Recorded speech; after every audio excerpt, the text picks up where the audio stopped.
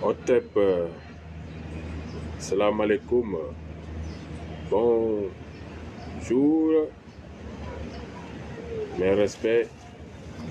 Je suis Keman, sénégalais de naissance, malien d'adoption, citoyen du monde noir par devoir de combat, panafricain par conviction, kémite à 102%. Gloire à nos ancêtres méritants. Ouais. Mes respects, mes respects, mes respects. J'ai approché un peu la caméra pour que ma voix soit mieux. C'est mieux comme ça. Hein. J'espère que vous m'entendez bien. Voilà.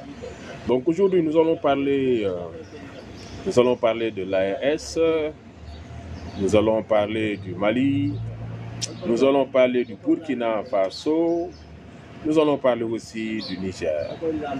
Ce sont ces trois pays dignes qui ont eu le courage de mettre leurs forces ensemble afin de relever le défi de l'unité africaine. Même s'il y a des poltrons à côté qui préfèrent aller se cacher derrière la CEDEAO, nous, ceux de l'AES, nous préférons prendre notre destin en main. Et prendre son destin en main, c'est de prendre son courage à deux mains et aller affronter les difficultés et les surpasser, mais pas essayer d'éviter. Nous allons affronter les difficultés. La France a affronté les difficultés, les États-Unis ont affronté les difficultés, les pays de l'Asie, la Chine ont affronté les difficultés, la Russie a affronté les difficultés, l'Inde a affronté les difficultés, la Corée du Sud. Tous ces pays ont affronté les difficultés et aujourd'hui, par cette décision de leurs ancêtres méritants, aujourd'hui, ils arrivent à être parmi les pays les plus convoités de ce monde. Donc nous aussi, en tant que membres de l'AES, nous allons faire notre devoir. Comme le disait Franck Fanon, nous n'allons pas trahir cette mission.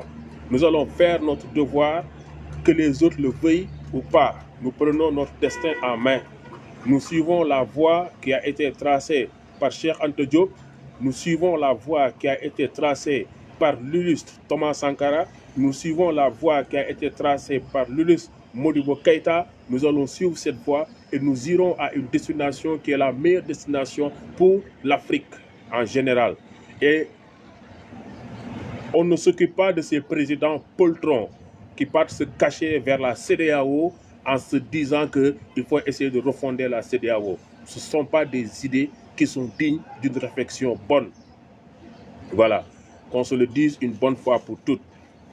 Merci pour ceux qui sont dans ce live. S'il y en a qui veulent y participer, ça sera avec grande joie que je vais vous accueillir dans ce live. Le problème est vraiment crucial. Soutenons le Mali, soutenons le Burkina Faso, soutenons le Niger. Je vais commencer par le Mali, qui est très proche de nous. Comme vous le savez, je suis citoyen d'honneur du Mali depuis 2022, avec les 27 autres marcheurs qui avaient fait la marche de Dakar à Bamako, une distance de 1360 km en 39 jours. Voilà où nous en sommes avec le panafricanisme. Obligés de marcher, traverser les frontières pour apporter notre soutien à un pays frère. Et s'il faut le refaire, nous allons le refaire. Nous avons donné notre soutien aux autorités de la transition. Et nous croyons à ce qu'ils sont en train de faire et nous voyons des résultats. Récemment, la semaine passée, on était en train de célébrer la récupération, je dirais, de Kidal. Parce que beaucoup étaient en train de dire que voilà, l'armée malienne ne peut pas avoir accès à Kidal. C'était une zone qui est entre les mains des terroristes. Aujourd'hui, l'armée malienne a récupéré Kidal et a fêté une année de récupération de Kidal. Vive les femmes! Vive Assimi Goïta! Actuellement, nous sommes en train de mener un combat farouche. Nous sommes en train de mener un combat qui peut nous coûter la vie. Mais c'est pour que la génération à venir puisse avoir un meilleur avenir. Parce que nous, vraiment, ceux qui nous ont précédés n'ont pas mené ce combat pour qu'on puisse avoir aujourd'hui l'avenir dont nous rêvons. Donc c'est à nous de faire ce combat. Ça demande des sacrifices. Ça demande des sacrifices. Ceux qui peuvent aller physiquement dans ces pays pour participer à ce combat, allez-y. Ceux qui peuvent participer financièrement, allez-y. Ceux qui peuvent y participer par les réseaux sociaux, par donnant la bonne information, allez-y. Le combat, c'est à tous les niveaux. Quand Cheikh Anta Diop a théorisé en écrivant son livre qui fait à peine une centaine de pages, 125 pages je crois environ, le livre qui traite de la décolonisation totale de l'Afrique par la fédération. Ce livre qui s'appelle Fondement économique d'un État fédéral d'Afrique noire, où Cheikh Anta a tout théorisé du sud jusqu'au nord, de l'est jusqu'à l'ouest. Comment faire pour utiliser chaque portion de cette terre africaine afin d'avoir une souveraineté totale, aussi bien sur le plan de l'énergie que sur le plan de l'agriculture, que sur le plan de l'élevage, que sur le plan linguistique. Tout a été théorisé. Donc ces théoriciens de pacotille là, il faut arrêter de nous casser les tympans avec vos théories là. Tout a été déjà théorisé. Actuellement, nous avons besoin de passer à l'application. Nous ne sommes pas à l'heure des théories. Nous ne sommes pas à l'heure des théories. Tout a été théorisé. Maintenant, il ne faut pas nous tympaniser. Parce qu'il suffit juste d'aller prendre ces théories, de changer juste les dates et revenir jouer aux intellos. On en a marre de ça, quoi, en réalité. On en a totalement marre de ça, en réalité. Nous voulons que les gens posent des actes sûrs, des actes solides, des actes consolidés. C'est de ça dont nous, on a besoin présentement. Les blabla, des trucs de philosophie, des trucs de français, des trucs de costume, cravate, des trucs de diplomatie, ça, nous n'en avons plus besoin précédemment, actuellement. Ce dont on a besoin, c'est de passer à une action concrète. Nous n'avons pas besoin de cela. Arrêtez de nous casser les tympans avec vos théories. Tout a été théorisé. Passons à l'acte. C'est de ça dont nous avons besoin actuellement, les chers frères et sœurs. Passons à l'acte. Arrêtons les bavardages inutiles, les rencontres dans des salons climatisés inutiles. Passons à l'acte. C'est de ça qu'il s'agit présentement. Vous ne pouvez pas théoriser ce que Cheikh Anta Diop n'a pas théorisé. Vous ne pouvez pas théoriser ce que Théophile Obenga n'a pas théorisé. Vous ne pouvez pas théoriser ce que Kwame Nkrumah n'a pas théorisé, ce que Sékou Touré n'a pas théorisé. Arrêtez de nous jouer aux intellos. On en a marre. Et présentement, c'est ce qui se passe au niveau de l'AES. Plus précisément au Mali. À ton appel, Mali. Mali a fait l'appel et nous avons répondu présent à cet appel. Il faudrait qu'on se dise la vérité. Le Mali a besoin de retrouver une souveraineté totale, aussi bien sur le plan de la sécurité, aussi bien sur le plan de la diplomatie, aussi bien sur le plan du social. Donc, les autorités de la transition, vous avez le soutien de tous les dignes fils de l'Afrique, les panafricains, indépendants, qui ne se font pas influencer pour de l'argent. Et moi, j'en fais partie. Nous ne sommes pas là pour nos intérêts personnels. Nous sommes là pour l'intérêt de notre continent. Nous sommes là pour l'intérêt de la future génération. Nous avons un devoir et nous allons faire notre devoir, nous allons remplir notre devoir. Nous avons une mission et nous allons accomplir cette mission contre Bazema. Les ennemis sont un peu partout. Un peu partout. Même parmi nos plus proches. Ils sont là.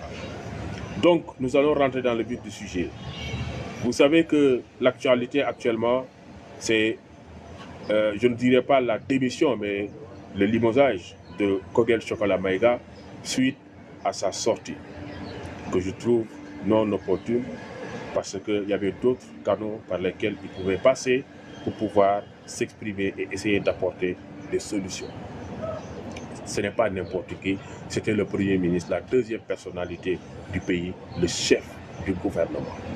Malgré que c'était ce qui était noir dans le lait, parce que toutes ces autorités qui l'entouraient, c'était des militaires, c'était le seul civil. Mais c'était quelque chose de bien pour toujours la diplomatie, essayer d'arrondir les angles. Mais je pense que ça aurait dû se passer autrement. Parce que Kogel Chokola Maïga, je pense que c'est quelqu'un que nous tous nous avons apprécié. Voilà. Moi, je l'ai fréquenté, on a discuté, il nous a invités chez lui, on a causé, on a partagé, il nous a offert ses livres. Il maîtrisait vraiment le problème qui se passe au Mali, malgré que à un certain moment, il y a eu des discordes. Mais j'espère au plus profond de moi-même qu'il ne sera pas là en train de jouer aux opposants ou bien essayer de faire un bras de fer avec les autorités de la transition, parce que ça serait vraiment quelque chose de très déplorable.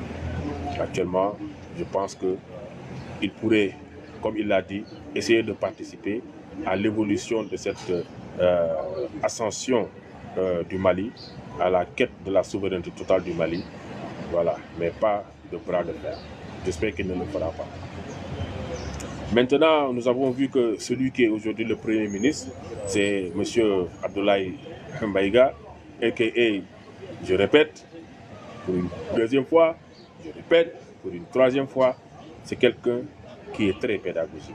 Parce que comme le dit l'adage, la répétition est pédagogique. C'est pour ça qu'il se permet de répéter. Cette répétition, c'est une façon pour lui de souligner. C'est quelqu'un dont ses discours nous ont fait vibrer au plus profond de nous-mêmes. Je pense qu'on ne pouvait pas avoir meilleur Premier ministre qu'aujourd'hui le général Abdoulaye Maïga. Et nous lui souhaitons bon succès dans cette nouvelle mission et nous savons qu'il va remplir sa mission, qu'il va accomplir sa mission, parce que nous sentons en lui un panafricain. Nous sentons en lui quelqu'un qui est engagé. Et c'est de ça dont on a besoin. Il y a aussi, je ne vais pas quitter le Mali sans pour autant parler de faire Ben le cerveau, que je soutiens aussi et que j'aimerais bien le voir être libre, sortir, retrouver sa liberté et redevenir la personne qu'on voyait, redevenir ce combattant désintéressé qu'on voyait, redevenir un pilier et un acteur de cette quête de souveraineté totale, redevenir le Ben de cerveau qu'on connaissait il y a 2 ans, 3 ans. Si je le dis, c'est parce que beaucoup de Maliens ont eu à avoir des échos par rapport aux audios de Ben qui ont fuité, là où il était en train de dire des choses quand même qui n'étaient pas du tout pour moi acceptables par rapport aux autorités de la transition. Vous savez qu'au Mali, il est impensable de redonner le pouvoir aux civils, parce que ce sont les civils qui ont vraiment gâté le Mali. Ce sont les civils qui ont désarmé l'armée. Ce sont les civils qui ont découragé le peuple. Ce sont les civils qui ont laissé l'introduction des terroristes jusqu'à occuper une grande partie du territoire. Ce sont ces civils qui sont partis signer des accords avec des Occidentaux pour leurs intérêts personnels, parce qu'ils savaient que si le pays brûle, ils vont s'en aller avec leur famille et laisser le pays brûler, aller vivre avec leurs milliards. Donc, il est impensable d'organiser des élections. Il faut que les autorités tiennent le pouvoir aussi longtemps que nécessaire pour assainir le Mali, faire la refondation totale. On parle des ANR, Assises nationales de la refondation, où il y avait près de 80 000 Maliens qui ont été impliqués dans ces réflexions. Et ils en ont fait sortir un document que j'ai d'ailleurs chez moi. Peut-être qu'un jour je pourrais partager avec vous quelques pages. Mais effectivement, il paraît que lors de ces assises, il était décidé de réduire le nombre de partis politiques à 5. Parce qu'il y en avait près de 200, je ne sais pas, ou 250. Et ce que notre ancien Premier ministre Kogel Chokola Maïga a dit est que, voilà, il a été créé sans parti et il accuse les autorités de la transition d'avoir créé sans parti. Quel est le rapport? Soyons un peu sérieux.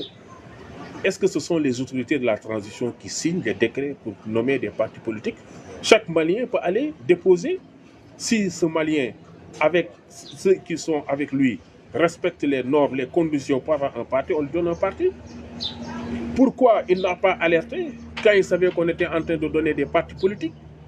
Et pour moi, ça, ce n'est même pas une raison. Parce que pour lui, créer 100 partis politiques, c'est essayer d'affaiblir M5 RFP, qui est lui son parti, ou bien son mouvement, je ne sais pas. Parce que, selon lui, on est parti récupérer des éléments, tout et tout, quoi. Non, mais quand même, ça, c'est pas une raison. C'est pas une raison. Ici au Sénégal, il doit y avoir au moins 350 partis, ou bien c'est combien de partis là? Vous voyez les élections législatives là. Il y a eu 42 listes. 42 listes qui sont parties aux élections législatives. Ils n'ont qu'à faire 100 listes. C'est bien, parce qu'ils vont mettre de l'argent dans notre trésor. Mais il y a des listes qui n'ont même pas eu 1%. Voilà. Maintenant, il doit y avoir une loi au niveau de l'Assemblée nationale de tous les pays africains, une loi qui doit être votée pour que ces personnes-là, qui non seulement partent aux élections pour uniquement se faire connaître, si ces personnes n'ont pas plus de 1%, si tu as moins de 1%, non seulement ta caution de 15 millions, tu ne vas pas le récupérer, mais on va te sanctionner. Tu vas perdre ton statut d'électeur. Et tu vas payer encore plus que ces 15 millions. Comme ça, les gens là qui veulent se foutre du pays en voulant juste avoir un nom en participant à des élections sauront que des élections, ce n'est pas quelque chose pour uniquement avoir un nom. C'est un truc sérieux. Vous fatiguez les gens, 42 listes. Les gens vont venir tourner. Et puis tout cet argent-là qu'on est en train de gâter. Ah non, il faut qu'on essaie de trouver une solution par rapport à cela. La démocratie, ce n'est pas du libertinage. Que tout le monde vienne. Il faut que ça soit régulé. Voilà, on va aller encore aux élections présidentielles et puis on va se retrouver avec 20 partis qui vont aller aux élections. Mais c'est trop ça. Il faut qu'on essaie de réguler ça. Donc, l'ami Ben Lefcerveau, ça c'était le message que j'avais pour toi. Je vois qu'il y a beaucoup de gens qui te soutiennent. C'est bien, c'est quelque chose de très normal. De le soutenir. Mais je trouve aussi que le fait qu'on l'ait emprisonné, c'est quelque chose aussi de très normal. Parce que qui aime bien châtie bien. Toute personne qui est contre cette révolution doit pouvoir être sanctionnée. Il faut soutenir cette révolution. Il le faut. Tiken Jah Fakoly, que j'ai nommé maintenant Tiken Jah Fakoly, parce que c'est un poulet, c'est un poulet là. J'espère que tu vas revenir au Mali. Hein? Pourquoi tu veux revenir au Mali?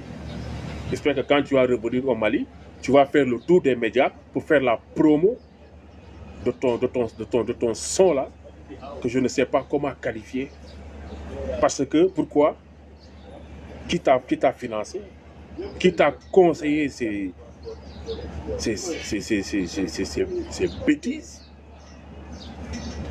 de sortir et puis essayer de mettre des bâtons dans les roues de l'AES en voulant critiquer l'AES. Mais ces gens-là qui ont été sanctionnés, ces soi-disant journalistes qui devaient soutenir cette révolution, ne l'ont pas fait, mais ont essayé de mettre des bâtons dans les roues de cette révolution. Et que les États ont su que ceux-là sont nauséabonds, sont dangereux pour l'évolution. Ils ont été sanctionnés. Et toi, tu te retrouves derrière pour dire qu'il n'y a pas de liberté d'expression dans les pays de l'AES, de quoi. Au nom de quoi? Tu vois que la réaction a été à la hauteur de ton erreur. Et aujourd'hui, je pense que tu dois le reconnaître. C'est dans quel pays de l'AES tu vas aller? Là où tu partais, les gens t'acclamaient. C'est pas toi qui chantais quand nous serons unis, ça va faire mal. Comme les États-Unis, ça va faire mal. Ça va faire mal. C'est pas toi qui chantais ça. Hein? Aujourd'hui, les gens sont en train de s'unir et c'est toi qui viens pour pour jouer un rôle de décision. Quelle honte! Tu n'as pas honte, Tiken Jah Fakoly. Et j'en profite même pour faire un appel à tous les artistes panafricains, voilà, de venir nous rejoindre dans notre mouvement, voilà, qui va regrouper tous les artistes panafricains pour qu'on puisse participer culturellement, musicalement à cette évolution, à cette quête de souveraineté totale. Et nous pouvons le faire. Il y a beaucoup de choses à dire au Mali. Et je fais un big up aussi à mon frère Pape Diallo, du quartier de la Révolution, quartier général de la Révolution, qui est en train de faire un grand travail aussi. Et le fait qu'au Mali, on chante maintenant l'hymne national en Bamana, c'est quelque chose de très fort. Avant de quitter le Mali, je rends hommage à notre papa Domi Fakoly, que son cas soit vivifié. Et j'espère que les autorités maliennes vont lui rendre honneur, parce que c'est quelqu'un qui a toujours défendu les autorités de la transition, qui a toujours été à leur côté. C'est l'intellectuel malien qui a fait le plus de production pour soutenir cette transition, pour soutenir cette révolution. Allons-y au Burkina Faso. Mes respects à Ibé, le camarade président Ibé. Mes respects à Joachim de Tambela, Apollinaire, le premier ministre du Burkina. Mes respects à Bazolé, le ministre Kémite, tous les Kémites du monde entier, s'ils ont la possibilité, doivent quitter leur pays, aller au Burkina Faso, parce que c'est le seul pays qui a donné aujourd'hui du respect à la tradition, en prenant le 15, c'est le 15 mai, comme étant journée nationale de la transition chômée payée. Si les musulmans ont des journées chômées payées, si les chrétiens ont des journées chômées payées, les traditionalistes aussi doivent avoir leurs journées chômées payées, parce que toutes ces religions sont venues retrouver la tradition. Donc il ne peut pas avoir plus que la tradition. Et ça, c'est le Burkina Faso qui a été le premier à instaurer cela. Donc respect au pays des hommes intègres. Ça ne m'étonne pas du tout. Parce que le premier ministre du Burkina a lui-même écrit un livre sur les idéologies de Thomas Sankara. C'est quelqu'un qui connaît Thomas Sankara. C'est quelqu'un qui maîtrise Thomas Sankara. C'est quelqu'un qui connaît la vision de Thomas Sankara. Donc ça ne m'étonne pas. Parce que c'est le même Thomas Sankara qui disait que la Bible et le Coran ne peuvent pas servir de la même façon le riche et le pauvre.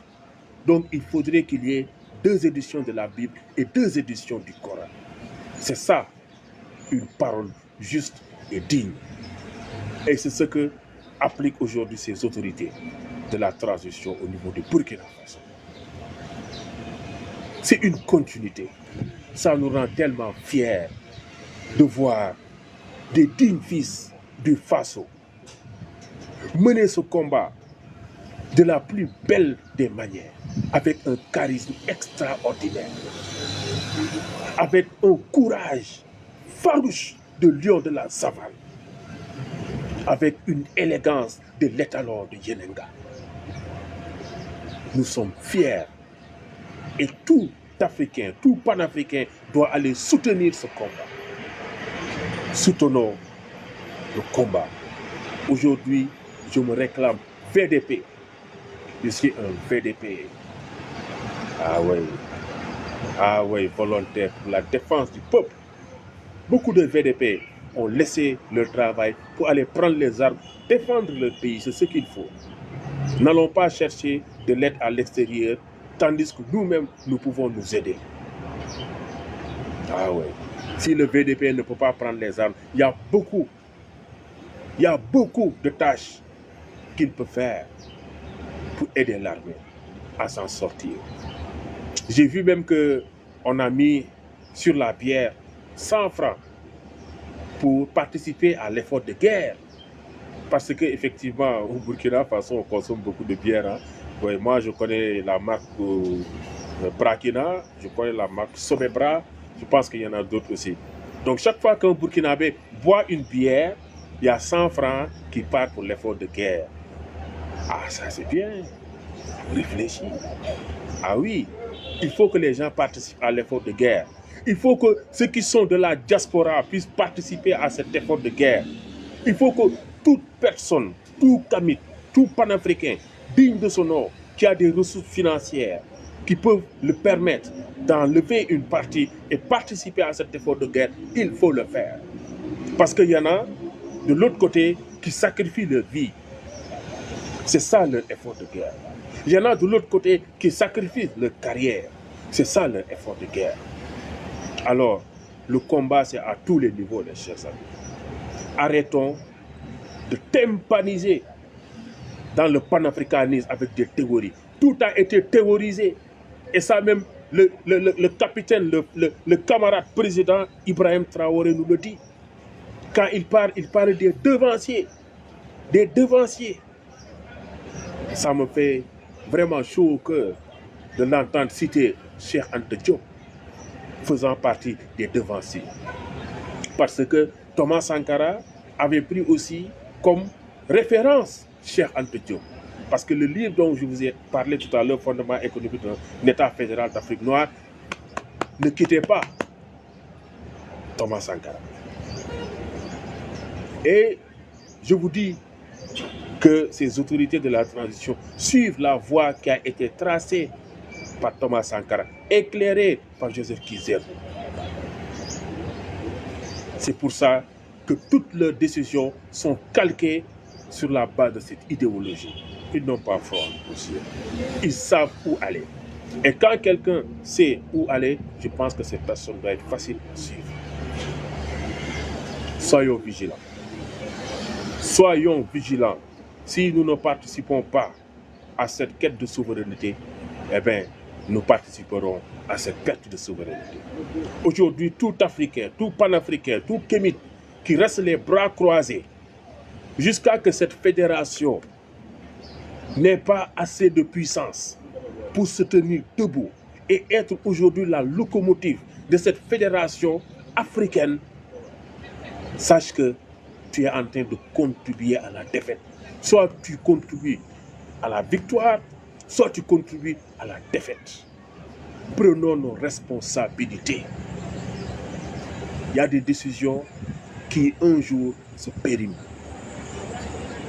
Un jour se périment. Acceptons d'être du bon côté de la révolution totale. Lors du dernier discours, je pense à l'Union africaine, de notre vénéré ancêtre méditant Thomas Sankara, il disait à ses confrères, aux autres présidents, que j'ai besoin de votre soutien pour que, en une seule voix, nous disons à ces Occidentaux que nous ne pouvons pas payer cette dette. Parce que si nous payons cette dette, nous pouvons mourir. Alors que si nous ne payons pas cette dette, eux, ils ne mourront pas parce qu'ils ont assez de ressources pour vivre. Nous ne pouvons pas payer cette dette parce que ce sont eux qui nous ont forcés à nous endetter. Nous ne pouvons pas payer cette dette parce qu'ils ont une dette envers nous qu'ils ne pourront jamais payer, c'est-à-dire la dette de sang. Nos ancêtres sont partis verser leur sang dans les champs de bataille pour libérer la France contre Hitler. Et quand, dans les classes de primaire, on nous apprenait cette récitation où Hitler disait « Si ce n'était pas à cause de ces noirs, noirs comme du charbon, nombreux comme des fourmis et vaillants comme des lions, je mettrai la France dans une bouteille et je la jetterai. » Je ne sais pas si c'est dans la mer Méditerranée ou bien l'océan Atlantique, mais dans la mer. Donc vous pouvez savoir que ce sont nos ancêtres qui ont libéré la France. Mais nous, on ne vous a pas colonisé.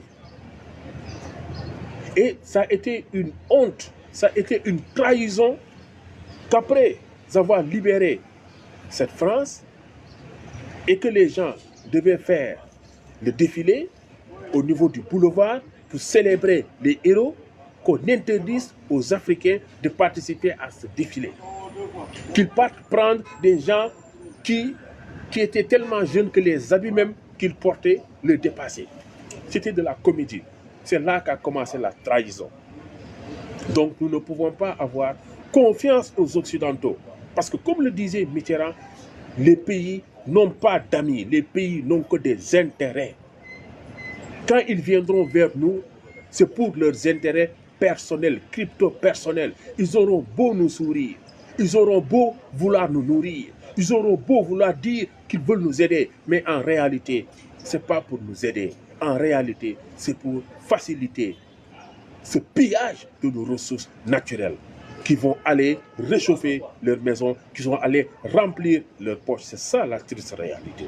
Et ça, le Burkina l'a compris, et ça, le Mali l'a compris, et ça, le Niger l'a compris. Et il y a des poltrons aujourd'hui qui le comprennent, mais qui n'osent pas prendre cette voie-là. C'est décevant. C'est décevant. Aujourd'hui, nous ne sommes plus à l'ère de la théorie. Nous sommes à l'ère de la pratique. Ibrahim Traoré est en train de pratiquer. Assimi est en train de pratiquer. Ibrahim Tchani est en train de pratiquer. Mais nous avons toujours des valets qui sont dans leur palais en train de dormir, en train de lécher ce que je ne veux pas citer. Et ça se saura. Nous ne sommes pas à l'heure de théorie. Nous devons appliquer. Et tous les Africains doivent appliquer, dès à présent. Parce que c'est là où nous en sommes aujourd'hui dans ce combat. Nous ne sommes pas en train de caresser qui que ce soit par le sens des poils. Soit tu es avec nous dans la révolution, soit tu n'es pas avec nous dans la révolution. Et je vais faire une parenthèse. Pour ces faux panafricains, je cite Kémy Séba, je cite Nathalie Yam. Pour la marchandisation qu'ils sont en train de faire de ce combat panafricain. Ce sont des faux panafricains, je le dis. Je l'ai toujours dit. Et vous le savez. Ils ne soutiennent jamais pour les intérêts généraux. Ils soutiennent que pour leurs intérêts personnels. C'était une petite parenthèse. Un jour, nous ferons une vidéo pour élargir, pour développer. Et ça, je sais que la majorité qui me suit le savent. Soyez courageux. Prenez la bonne voie. J'étais au niveau de la dernière prise de parole de notre ancêtre militant Thomas Sankara. Excusez-moi, des fois je peux avoir des parenthèses qui peuvent durer plusieurs minutes là. Notre ancêtre militant Thomas Sankara, quand il disait qu'il ne pouvait pas payer la dette, mais il leur disait que j'ai besoin de votre soutien. Parce que si vous ne me soutenez pas, je ne serai pas là à la prochaine réunion. Et effectivement, il n'a pas été là à la prochaine réunion. Ils l'ont assassiné avant la prochaine rencontre. Et dans ce discours grandiose, il est venu dire, regardez l'habit que j'ai porté. Aucun fil ne vient de l'extérieur. Tout a été fait au Burkina Faso, de la cotonnade du Burkina Faso. Regardez ce que j'ai porté, ma délégation et moi. Nous sommes tous habillés par des artisans burkinabés. Aucun fil n'est venu de l'extérieur. Et comme il est tellement à l'aise, tellement éloquent, il les a fait rire en disant que je ne suis pas venu faire un défilé de mode, mais seulement pour vous dire que nous devons consommer ce que nous produisons et produire ce que nous consommons. Et aujourd'hui, les frères, j'ai le cœur totalement réjouissant. J'ai atteint un bonheur que je ne peux pas quantifier. Quand je vois que au Burkina Faso, les magistrats, ces personnes qui travaillent dans la justice, les avocats, ont aujourd'hui abandonné ces robes de la colonisation, ces robes idiotes qui ne sont pas en adéquation avec notre culture, ni avec notre climat. Des robes de fourrure, ils les ont abandonnées pour porter des habits de Faso dans Fani, dont le coton a été cultivé au Burkina, récolté au Burkina, dont les fils ont été confectionnés par les artisans burkinabés et dont les pagnes ont été tissées par les artisans burkinabés, dont les tenues ont été cousues par les tailleurs burkinabés pour que ça soit porté par des magistrats burkinabés. C'est ça, cette fierté. C'est ça, passer à l'action. C'est ça, la continuité du travail de Thomas Sankara. Et vous voulez quoi? Vous voulez qu'on ne soutienne pas ces gens-là? Au nom de quoi? Au nom de quoi un journaliste va vouloir déstabiliser le gouvernement du Burkina Faso pour des intérêts? Il y a même eu une ONG ici au Sénégal, les Sidia Gassama, qui ont organisé une manifestation pour dire oui, qu'au Burkina, il n'y a pas la liberté d'expression. Mais vous vous foutez de qui? Nous savons que c'est pour aller encaisser des financements auprès de ces organisations de l'Occident qui ne veulent pas que l'Afrique ait sa souveraineté totale, parce qu'ils savent que le jour que l'Afrique va se lever, l'Europe va tomber, l'Amérique va tomber, la Chine va tomber, l'Asie va tomber, parce que l'Afrique c'est le colosse. L'Afrique va réoccuper sa place. L'Afrique qui a construit ses pyramides, l'Afrique qui a créé toutes ces sciences, que ce soit les sciences humaines, que ce soit les sciences exactes. L'Afrique qui a créé la révolution va retrouver sa place, sa grandeur. Ils le savent pertinemment. C'est à nous de soutenir. Excusez-moi. C'est à nous de soutenir ces autorités de la transition. C'est à nous de le faire. Si nous ne le faisons pas, nous allons rater notre mission. Nous allons trahir la future génération. C'est à nous de le faire. Donc, comme je l'ai dit, effectivement, c'est la continuité des idées de Thomas Sankara. Et ils sont allés beaucoup plus loin. Vous savez que Thomas Sankara avait exigé à tous les membres du gouvernement de porter du Faso d'Anfani. Mais il y en a certains, par méconnaissance, il y en a certains par inintelligence, il y en a certains par pur complexe qui refusaient de porter ces habits Faso d'Anfani et qui les mettaient dans un sachet, qui les laissaient dans leur bureau et qui portaient le chemise des Européens, les vestes des Européens, ces habits de la servitude, ces habits du complexé. Et quand Thomas Sankara venait, parce qu'il faisait des visites surprises dans les ministères, et quand ils entendaient que Thomas Sankara est arrivé dans le ministère, tout le monde va se changer rapidement pour mettre son Faso d'Anfani et vouloir dire au président, oui, on est dans le Faso d'Anfani. Voici des gens qui ont toujours trahi. Je sais que Thomas n'était pas au courant de ça parce qu'il y avait beaucoup qui étaient autour de lui, qui lui cachaient des choses. Mais s'il le savait, ces gens seraient limogés. Limogés.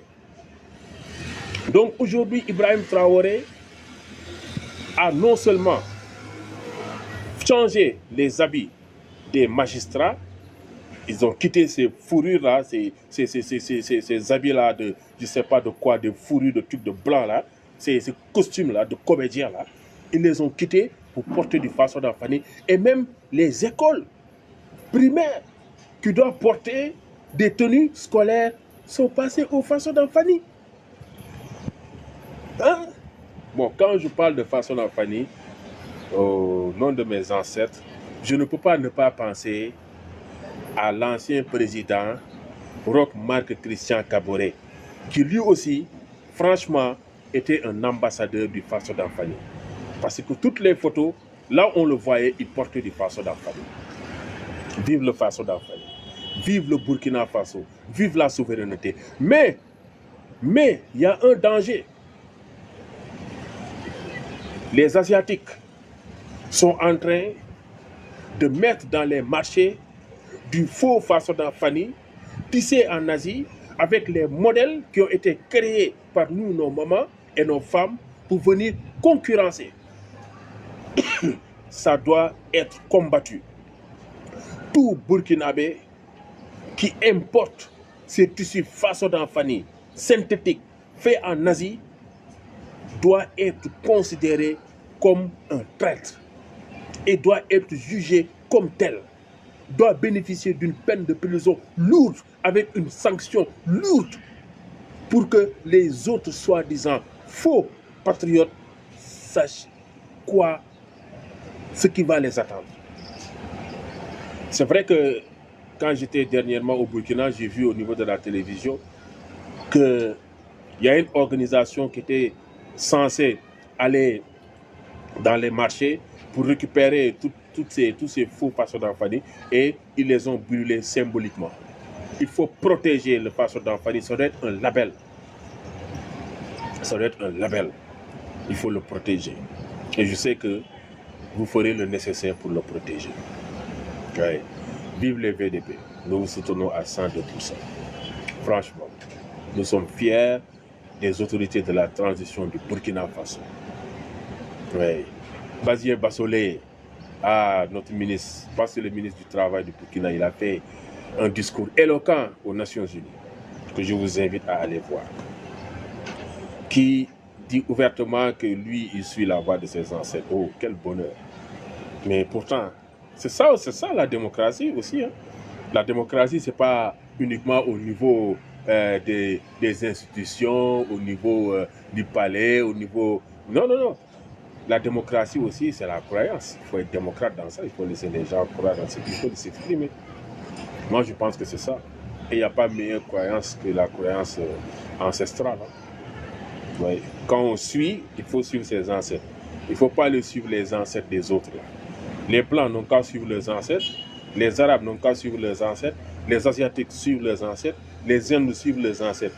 C'est seuls les Noirs, vous les voyez, eux, ils sont allés suivre les ancêtres des Blancs.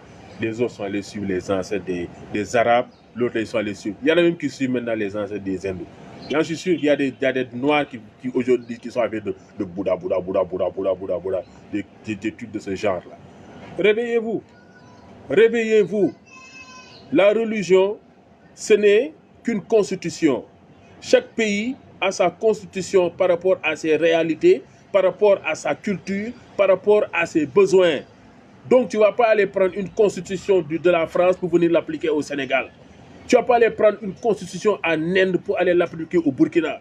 Tu ne vas pas aller prendre une constitution en Russie pour venir l'appliquer au Mali. Soyons sérieux. C'est juste une constitution qui doit déterminer la façon dont les gens doivent vivre par rapport à leur culture. Copiez. Vous copiez le style d'habillement. Vous copiez le style de parler. Vous copiez même le style d'adorer les dieux. Chaque peuple, Dieu, en fait, ce n'est même pas Dieu qui crée les peuples. Ce sont les peuples qui créent Dieu en réalité. Ce sont les peuples qui créent Dieu. Et aucun peuple n'a été assez idiot pour créer un Dieu qui n'est pas à son image. C'est juste les Africains qui sont assez idiots pour créer un Dieu arabe ou bien un Dieu blanc. Arrêtez. Arrêtez de vous faire manipuler. Retournez sur la voie de vos ancêtres. Retournez sur cette voie qui est la meilleure voie pour vous. C'est ce qu'il faut faire. Aujourd'hui, on parle de souveraineté, oui, mais cette souveraineté aussi spirituelle, nous devons l'avoir aussi. C'est ça, nous devons l'avoir. Chacun est libre de choisir, mais il y en a qui ne peuvent pas choisir parce qu'ils n'ont pas les informations nécessaires. Parce que c'est une croyance unique. On ne te donne pas les informations nécessaires.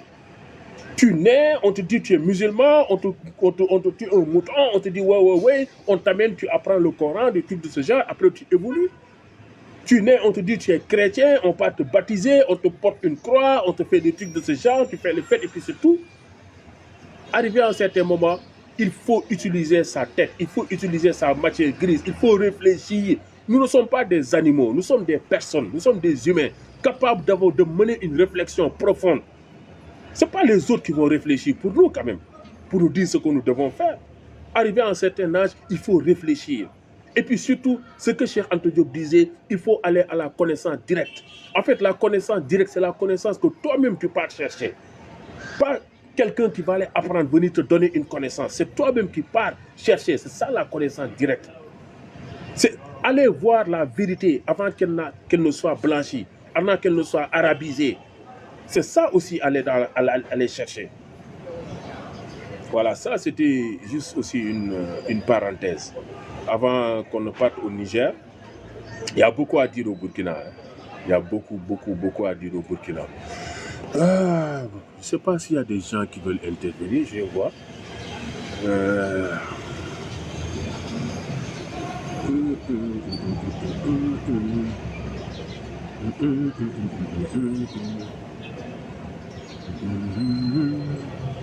À ton appel, bon, je pense que nous allons bientôt terminer, hein, parce que comme vous le savez, moi d'habitude, je ne fais pas des vidéos très longues. Hein.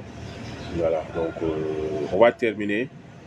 Au Burkina aussi, pour donner une information, parce que vous savez que quand le Burkina a commandé un avion pour renforcer sa flotte aérienne, il y a eu 2 mécaniciens qui étaient vraiment destinés à gérer la mécanique de l'avion, tout et tout. Mais ces mécaniciens, je ne sais pas c'est quelle mouche qui les a piqués, sont allés demander une augmentation de salaire de près de 1 million ou de 2 millions, je crois, pour leur salaire. On les a dit que non, à l'état actuel du pays et de cette compagnie, le Burkina ne peut pas vous donner un salaire pareil. Ils ont refusé, il y a eu des bras de fer et puis ils ont dit qu'ils vont démissionner. Mais vous savez, son Excellence, le camarade président Ibrahim Traoré les a convoqués au palais. Quand ils sont venus, ils leur ont fait savoir que l'acte que vous êtes en train de poser est antipatriotique.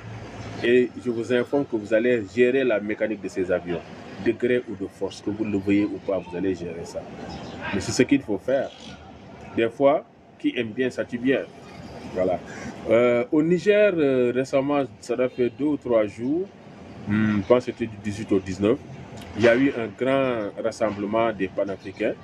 Bon, on y a été conviés, mais malheureusement, on n'a pas pu faire le déplacement parce que le temps était court et on ne pouvait pas prendre de billets d'avion pour nous y rendre rapidement parce que nous, quand on se déplace, on passe par la route, nous sommes des panafricains de la route. Donc finalement, on n'a pas pu participer, mais bon, heureusement que les participants étaient vraiment de taille. Big up au frère Amadou Sarr qui fait partie des marcheurs de l'unité africaine depuis le Mali, hein, qui fait partie de la marche internationale de Kachietou. Big up aussi à notre papa Ahmed Sangaré, à notre sœur Limatou Doukouré, le Traoré, hein, qui sont vraiment nos représentants au niveau du Mali. Au niveau du Burkina aussi, je big up mon ami Abdul Porgo, Nikema. Hein, je big up aussi mon ami Ibrahim, hein, Aruna, le styliste panafricain. Hein, je les big up, hein, je les big up. Eux tous, franchement, ce sont des gens qui sont en train de faire un travail extraordinaire pour le panafricanisme. Et nous, je pense que nos organisations aussi doivent se fédérer pour aller dans ce sens. Hein. Je pense que c'est ce qu'il faut faire. Mais cette fédération doit se faire sur une base. La base, c'est la vérité. La vérité est toujours la vérité. La vérité dans la vérité, la vérité avec la vérité, dans la sincérité. N'acceptez pas qu'un panafricain vienne commercialiser le combat. Si vous le savez, ne vous taisez pas. Parce que de la façon dont vous dénoncez ces chefs d'État qui sont en train de commercialiser nos États, c'est comme ça qu'il faut dénoncer ces faux panafricains qui sont en train de commercialiser le panafricanisme. C'est un devoir qu'il faut faire. Il le faut. Voilà. Donc, c'était ça pour le Niger. Et nous leur donnons notre soutien.